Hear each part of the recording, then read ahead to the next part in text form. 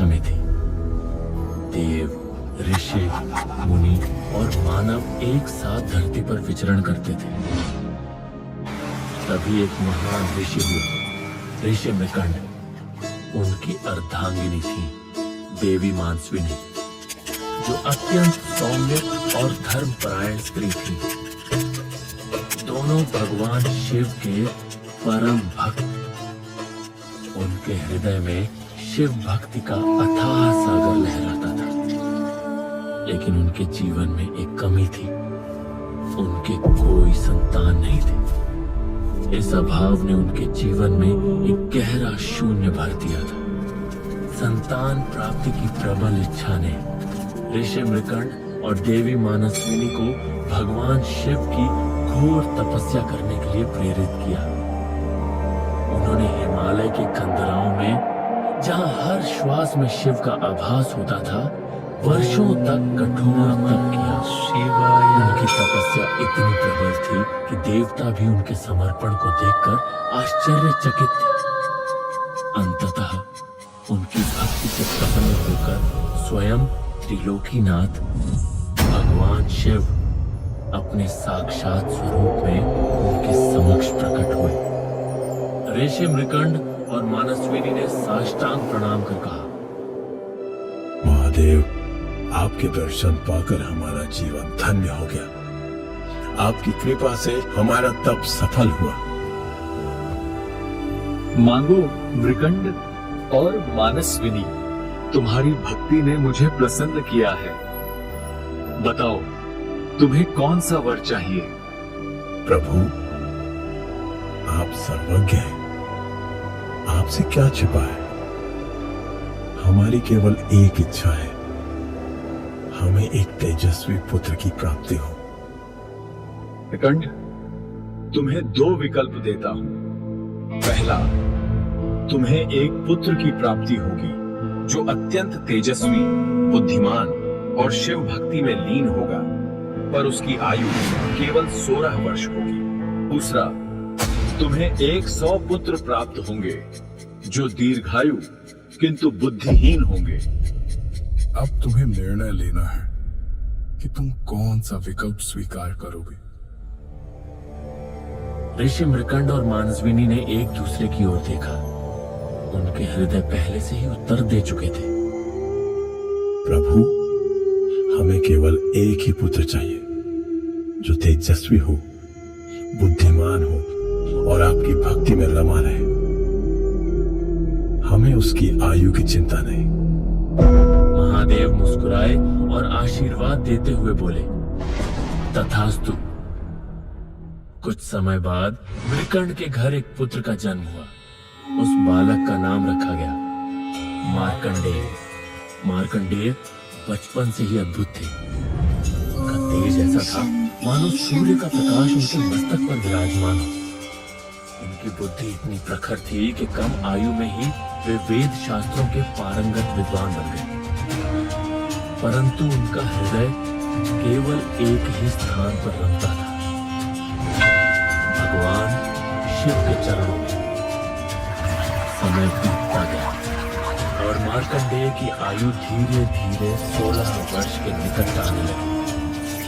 जैसे जैसे वह दिन पास आया, मृकंड और मानस्विनी के हृदय में चिंता का अंधकार गहराने लगा। वे जानते थे कि उनके पुत्र की आयु अब समाप्त होने वाली। मार्कंडेय के 16वें जन्म दिवस से एक दिन पूर्व उनके माता पिता का मन अत्यंत व्यथित था। आंखों में अश्रु थे और चेहरों पर गहरी उदासी छाई थी। देखकर मार्कंडेय ने पूछा, माता, आप इतने दुखी क्यों हैं? कृपया मुझे कारण बताइए। दुखी हृदय से माता मानस्विनी ने पूरा वृत्तांत सुनाया, परंतु यह सुनकर भी मार्कंडेय का चेहरा शांत बना रहा। उन्होंने माता को सांत्वना देते हुए कहा, माता, चिंता ना करें। भगवान शिव मेरे रक्षक हैं। उनकी कृपा से सब कुछ संभव है। यह कहकर वह सीधे भगवान शिव के मंदिर की ओर चल पड़े। वहां पहुंचकर शिवलिंग के समक्ष बैठ गए और महामृत्युंजय मंत्र का जाप प्रारंभ किया।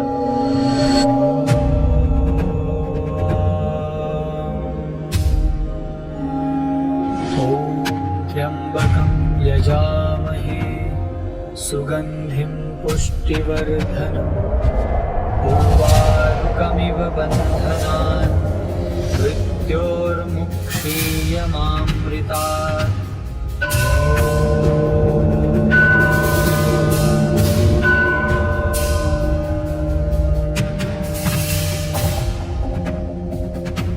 उनका जाप इतना गहन था कि पूरा मंदिर हिलमय हो गया।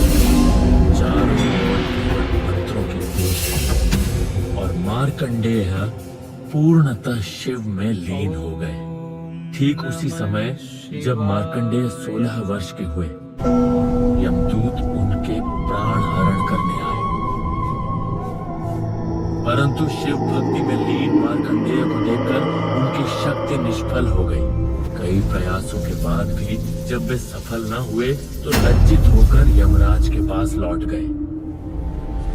उन्होंने कहा, महाराज, वो बालक शिव भक्ति में इतना लीन है कि हम उसे छू भी नहीं पाए।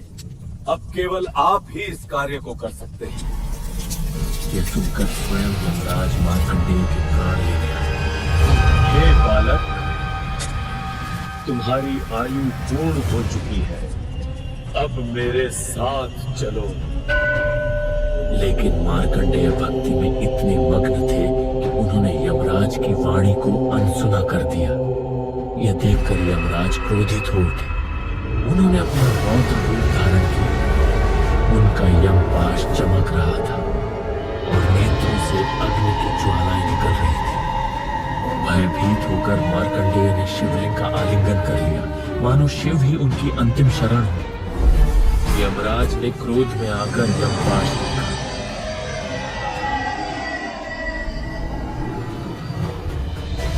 चूंकि मार्कंडेय शिवलिंग से लिपटे थे, वह प्रहार शिवलिंग पर भी पड़ा। तभी भगवान शिव का क्रोध प्रकट हुआ।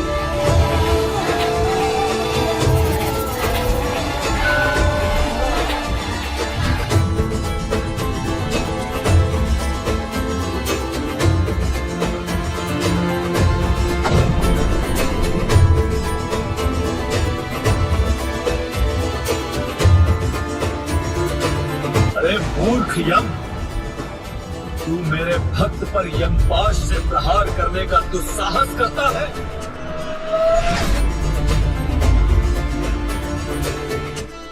महादेव, आपने ही मुझे यह कर्तव्य सौंपा है।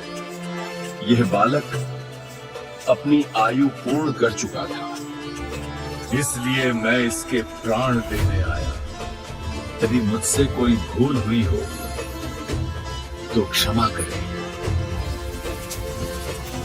यम, क्या तुम्हें नहीं मालूम कि किसी ऋषि पुत्र के प्राण लेने हेतु स्वयं आना चाहिए? तुमने नियम का उल्लंघन किया। ये अपराध अक्षम्य है। और तुम्हारा द्वितीय अपराध कि तुमने मेरे एक भक्त को अपने यमपाश में बांधने का दुस्साहस किया।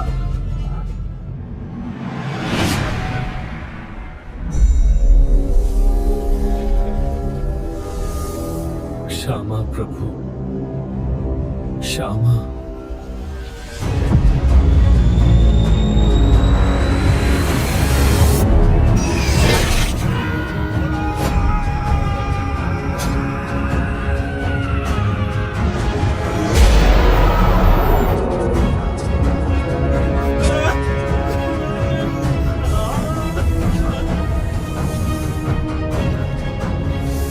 दृश्य देखकर सभी देवता भयभीत हो उठे।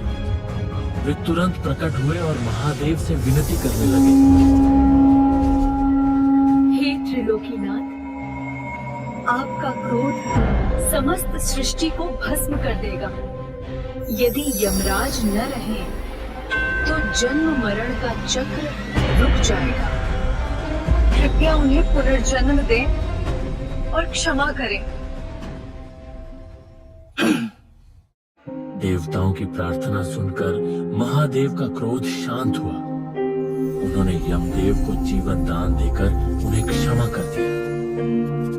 फिर उनकी दृष्टि मार्कंडेय पर पड़ी, जो अब भी शिवलिंग से लिपटे हुए थे। उनकी भक्ति देखकर महादेव का हृदय द्रवित हो गया। मार्कंडेय, तुम्हारी भक्ति ने मुझे अत्यंत प्रसन्न किया है।